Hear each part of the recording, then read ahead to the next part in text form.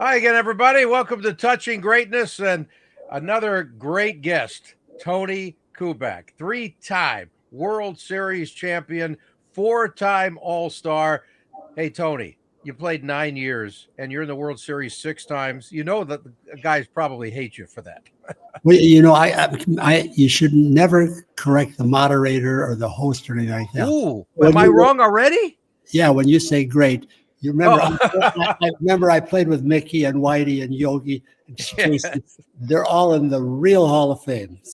Yes. So are you as a broadcaster. Next time, use the word decent. Okay. Well, I got a decent player and a damn good broadcaster here. And with 2 home runs in 1 World Series game in his hometown of Milwaukee. You know what? We're going to start with that story right there because we were just talking about it off the air here a little bit. What is the stuff behind that? Because that just doesn't happen. Well, I was in Milwaukee and I was scouted by the Milwaukee Braves. And of course, we played the Milwaukee Braves first 2 games in Yankee Stadium, the middle 3 in Old County Stadium, which is now down, of course. Yep.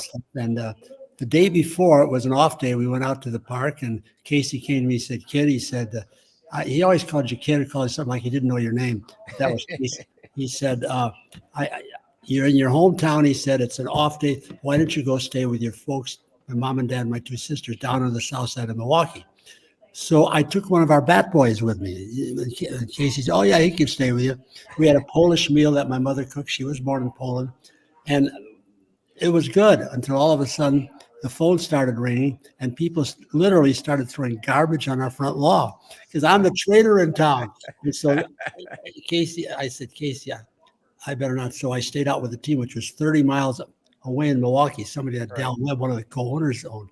So anyway, I didn't stay home that night. The next day, the nerves were really peaking. I'm sure. World Series in my hometown. My dad. I was lucky though. We all could get 2 tickets. We had to pay for them back then. Oh. And of course, I had a lot of relatives and friends there, growing up in the city. And finally, I went to Mickey. Mickey said, "You can have my 2." Yogi said, "You can have my 2." By the time, I got about 8 tickets for my friends and relatives. In fact, maybe 10. So I saved a lot of money on that because we were only making at that time $5,000 was the minimum, which I thought was a great salary. So anyway, as it turned out, Mickey had a home run that game. Don Larson got the win. Turley started, but he didn't go very well. And Don pitched 7 innings, I believe, or thereabouts. So first time up, I hit a home run off Bob Buell, veteran pitcher, had a pretty good fastball, slider, et cetera, et cetera. Couple innings later, I hit another one off Bob Trowbridge. It was a slider. You remember the ones when you hit a home run. So I kind of lucked out. Where did the power come from? I don't know because I wasn't a pull hitter. But in Yankee Stadium, with that short porch and right, they weren't going to. That helps. They weren't going to pitch me inside the pull. It was all away. So I think I had 1 year I was in double figures, but I was more of a line drive hitter anyway. And let those guys in your picture now, Roger and Moose and Mickey, and let those guys carry the team, which they did with their bats. Well, you said, "Where did I get my power?" You're just hanging around those guys. I mean, you probably feel like $1 million standing there. Yeah, when you see the backside of Mickey with those shoulders and everything else, and Roger was a big, strong guy also. Moose may have been the strongest of all. I guess he got the name. He like Mussolini during World War II, but Moose really fit him perfectly. He was a big, strong guy, and he could hit the ball out of the park at any place, including the 460 feet dead center field. That was a big ballpark. Wow. Okay, so we're a day away from the first Yankees-Dodgers matchup in the World Series in 43 years, and people are calling this. Well, it's the Ohtani versus Judge thing, right? It's the first time that home run leaders in their separate divisions have faced each other in a World Series, and I think since the 50s. That's crazy. Well, it's difficult to predict. I don't watch a whole lot of baseball these days. I understand. You got a lot of power in the middle of the lineup, but when we played the San Francisco, let me go back to the Braves. I mean, they had Matthews, Aaron, and then Adcock. I mean, Adcock could hit the ball as far as anybody. He's the only one ever hit one out in dead center field of the Polo Grounds, which was 480 feet. So those are the important guys. But I think in a series, short series, the guys you don't think about something. Bobby Richardson, only guy ever to win an MVP on a losing team when we lost to Pittsburgh. Whitey Ford shut out Pittsburgh twice. Broke Babe Ruth's record the next year in Cincinnati when we beat them in 5 games. But a lot of times it's the guys that you don't, Bud Harrelson maybe with the Mets, go out to win the game. Some other guys do.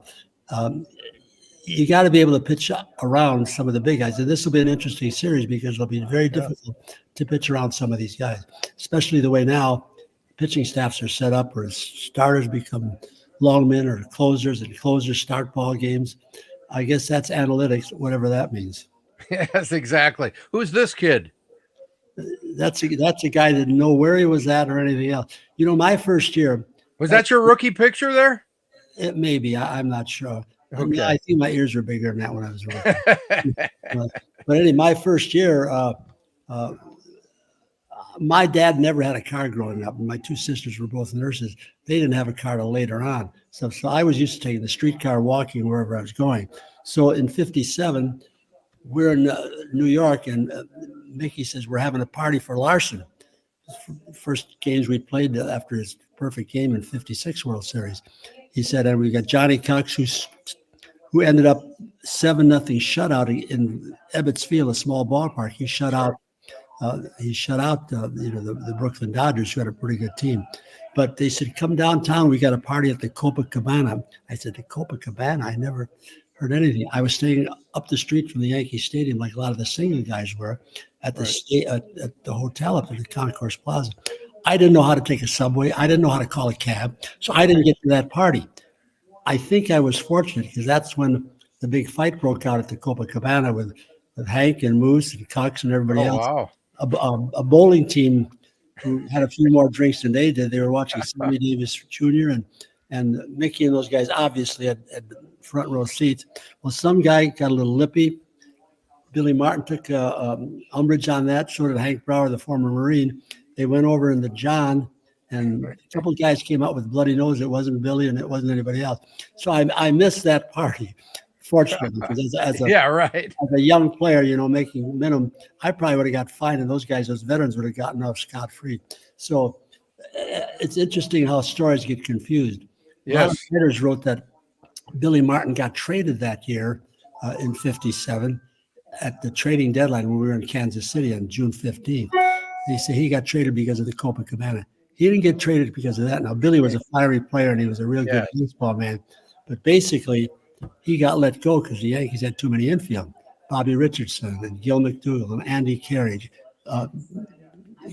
Jerry Coleman, who was an MVP as an undistinguished player with his numbers, and he was MVP one World Series. And they had a lot of guys in the minor leagues. So Billy got traded because they had to make room for some of the younger guys. But everybody says it was the Copa fight. It really wasn't. So growing up in Milwaukee, how much were you aware of the Yankee mystique of, the Babe and Gehrig and DiMaggio and all that stuff before you got there? And, of course, Mickey was prior to you as well, I guess a few years, right? Oh, yeah. What was that like walking into Yankee Stadium the first time? Did it affect you, or were you not into it that much from the beginning? Yeah, let me backtrack a little bit, as far as how I signed and why I signed with the Yankees. Sure. Back then, there was no free agency draft. A lot of scouts worked with you throughout the summer, hit ground balls for most of the Red Sox and the White Sox, Cleveland and everything else. They go to little camps and stuff. But I had the fortune to have my father. He played AAA baseball with the old Milwaukee Brewers back during the days of Depression. And my dad, he was Tony Sr., I'm Junior. And my dad had a contract to go to spring training with the old St. Louis Browns. He couldn't take it because he wouldn't make enough money. My mother's parents died young, so she raised the 3 of us, her natural kids, her 3 brothers, and her 2 sisters. Okay. And 4 of them went off to the war and stuff like that. 2 got wounded in World War II. They all came back safe and everything else. In fact, I got my first baseball glove in an old Army duffel bag because I used old ones that were all ripped and torn and everything else. But I'm thinking of where my trend of thought went there.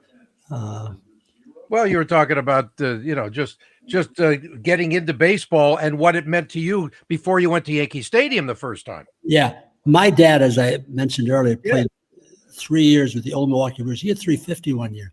Casey Wow. Stengel managed the Toledo Mudhangs, and Casey told me that. He said, I tried to get your dad. He was a good hitter. Wow. He didn't drive. He could run like the devil, he said. Yeah, He there's said, Casey. didn't have much power, he said, but they ruined your father, and I won't do it. They tried to make him a pull hitter. You're going to hit straight away just the way you do. Okay. So why did I sign with the Yankees? An interesting story was in 1931, the New York Yankees played a game in Yankee Stadium.